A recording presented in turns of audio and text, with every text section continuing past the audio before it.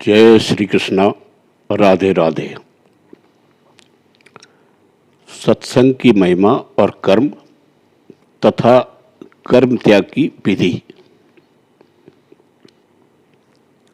भगवान श्री कृष्ण कहते हैं, प्रिय उद्धव, जगत में जितनी आसक्तियां हैं उन्हें सत्संग नष्ट कर देता है। यही कारण है कि सत्संग जिस प्रकार मुझे बस में कर लेता है वैसा साधन न योग है, न सांख्य, न धर्म पालन और न स्वाध्याय। तपस्या, त्याग, इष्टापूर्त, दक्षिणा से भी मैं वैसा प्रसन्न नहीं होता। कहाँ तक कहूँ, व्रत, यज्ञ, वेद, तीर्थ और यम नियम भी सत्संग के समान मुझे बस में करने में समर्थ नहीं है। निष्पाप उद्धव जी, यह एक युग की नहीं, सभी युगों की एक सी बात है। सत्संग के द्वारा ही दैत्य राक्षस, पशु पक्षी, गंधर्व अप्सरा, नाग सिद्ध, चारण गुह्यक और विद्याधरों को मेरी प्राप्ति हुई है। मनुष्यों में वैश्य, शूद्र, स्त्री और अंत्यज आदि रजोगुणी तमोगुणी प्रकृति के बहुत से जीवों ने मेरा परम पद प्राप्त किया है। वृत्रासुर, प्रहलाद, बृहस्पर्वा, बलि, बाणासुर, मैदानव, विभीषण, सुग्रीव, हनुमान, जाम्बान, गजेंद्र, जटायु, तुलाधार वैश्य, धर्मव्याध, कुब्जा, ब्रज की गोपियां, यज्ञ पत्नियां और दूसरे लोग भी सत्संग के प्रभाव से ही मुझे प्राप्त कर सके हैं। उन लोगों ने न तो वेदों का स्वाध्याय किया था और न विधि पूर्वक महापुरुषों की उपासना की थी। इसी प्रकार उन्होंने कृच्छ, चांद्रायण आदि व्रत और कोई तपस्या भी नहीं की थी। बस केवल सत्संग के प्रभाव से ही वे मुझे प्राप्त हो गए। गोपियां, गायें, यमलार्जुन आदि वृक्ष, ब्रज के हिरण आदि पशु, कालिया आदि नाग, ये तो साधन साध्य के संबंध में सर्वथा ही मूल बुद्धि थे। इतने ही नहीं, ऐसे ऐसे और भी बहुत हो गए हैं जिन्होंने केवल प्रेम पूर्ण भाव के द्वारा ही अनायास मेरी प्राप्ति कर ली और कृतकृत्य हो गए। उद्धव, बड़े बड़े प्रयत्नशील साधक योग, सांख्य, दान, व्रत, तपस्या, यज्ञ, श्रुतियों की व्याख्या, स्वाध्याय और संन्यास आदि साधनों के द्वारा मुझे प्राप्त नहीं कर सकते, परंतु सत्संग के द्वारा तो मैं अत्यंत सुलभ हो जाता हूं। उद्धव, जिस समय अक्रूर जी भैया बलराम के साथ मुझे ब्रज से मथुरा ले आए, उस समय गोपियों का हृदय गाढ़ प्रेम के कारण मेरे अनुराग के रंग में रंगा हुआ था। मेरे वियोग की तीव्र व्याधि से वे व्याकुल हो रही थी और मेरे अतिरिक्त कोई भी दूसरी वस्तु उन्हें सुखकारक नहीं जान पड़ती थी। तुम जानते हो कि मैं ही उनका एकमात्र प्रियतम हूं।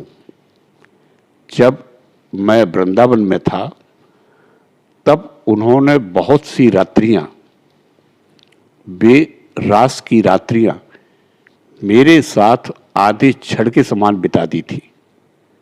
परंतु प्यारे उद्धव, मेरे बिना वे ही रात्रियां उनके लिए एक एक कल्प के समान हो गई।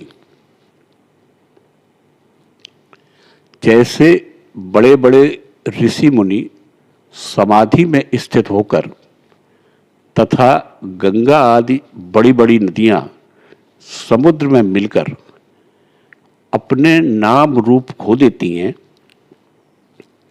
वैसे ही वे गोपियां परम प्रेम के द्वारा मुझ में इतनी तन्मय हो गई थी कि उन्हें लोक परलोक और शरीर अपने कहलाने वाले पति पुत्रादि की भी सुध बुध नहीं रह गई थी।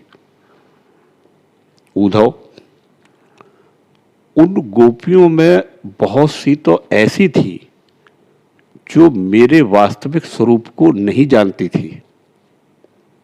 वे मुझे भगवान न जानकर केवल प्रियतम ही समझती थी और जार भाव से मुझसे मिलने की आकांक्षा किया करती थी। उन साधनहीन सैकड़ों हजारों अबलाओं ने केवल संग के प्रभाव से ही मुझ परब्रह्म परमात्मा को प्राप्त कर लिया। इसलिए उद्धव, तुम श्रुति स्मृति विधि निषेध प्रवृत्ति निवृत्ति और सुनने योग्य तथा सुने हुए विषय का भी परित्याग करके सर्वत्र मेरी ही भावना करते हुए समस्त प्राणियों के आत्मस्वरूप मुझ एक की ही शरण संपूर्ण रूप से ग्रहण करो, क्योंकि मेरी शरण में आ जाने से तुम सर्वथा निर्भय हो जाओगे।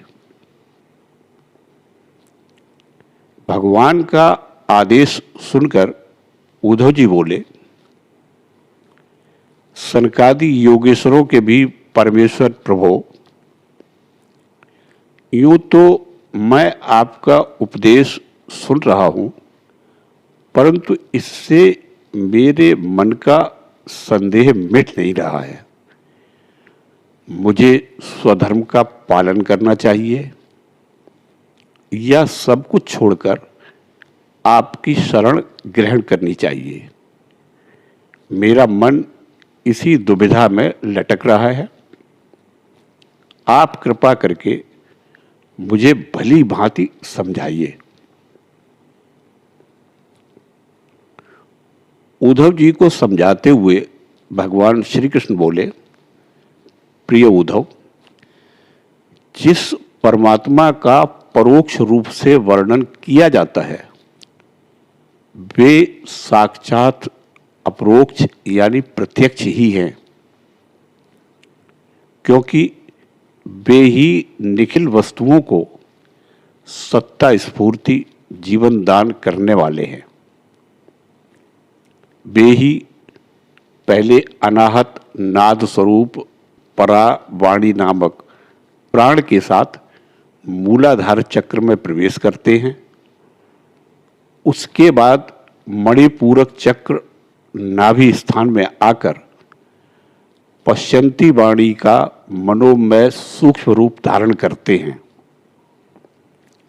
तदंतर कंठ देश में स्थित विशुद्ध नामक चक्र में आते हैं और वहां मध्यमा वाणी के रूप में व्यक्त होते हैं।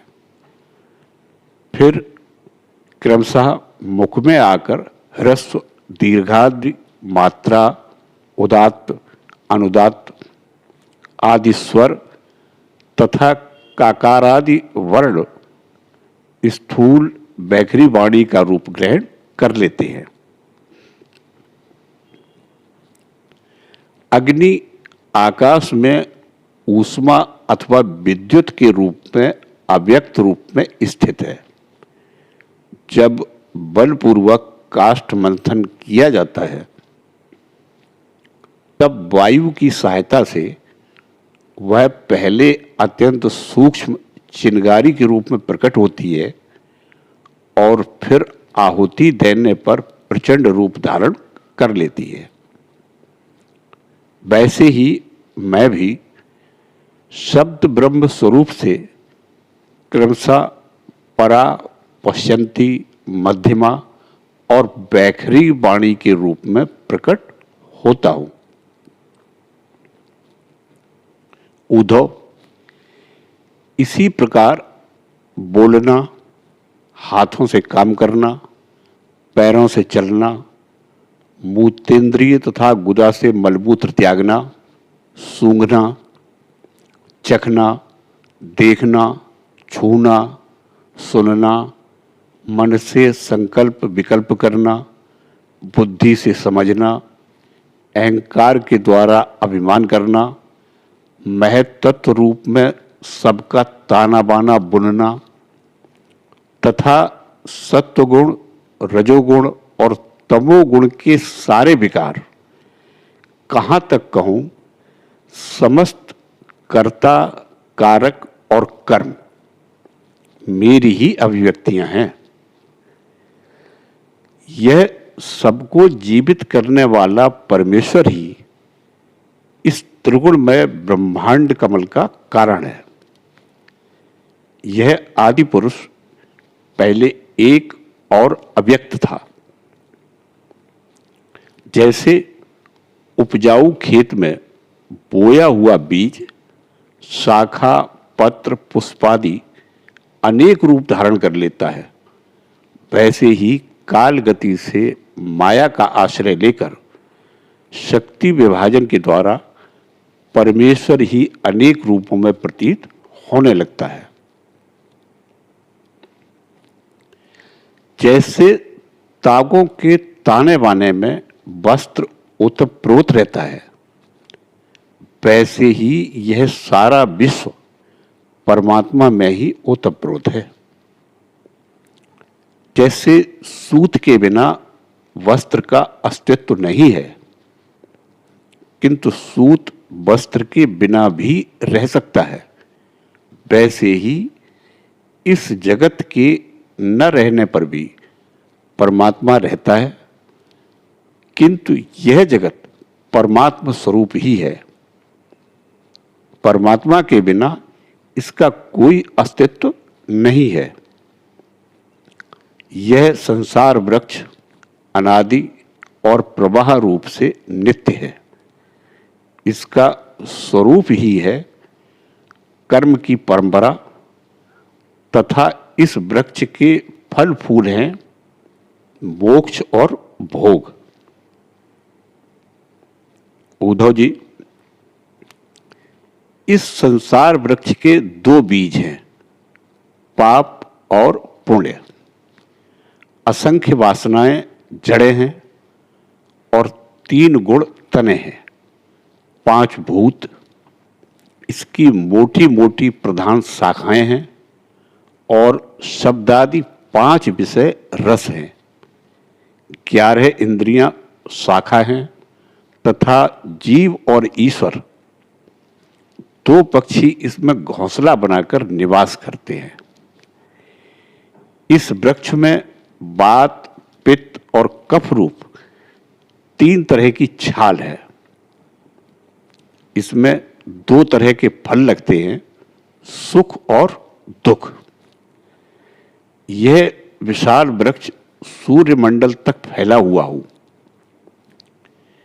इस सूर्यमंडल का भेदन कर जाने वाले मुक्त पुरुष फिर संसार चक्र में नहीं पड़ते। जो गृहस्थ शब्द, रूप, रस आदि विषयों में फंसे हुए हैं, वे कामना से भरे होने के कारण गीध के समान हैं।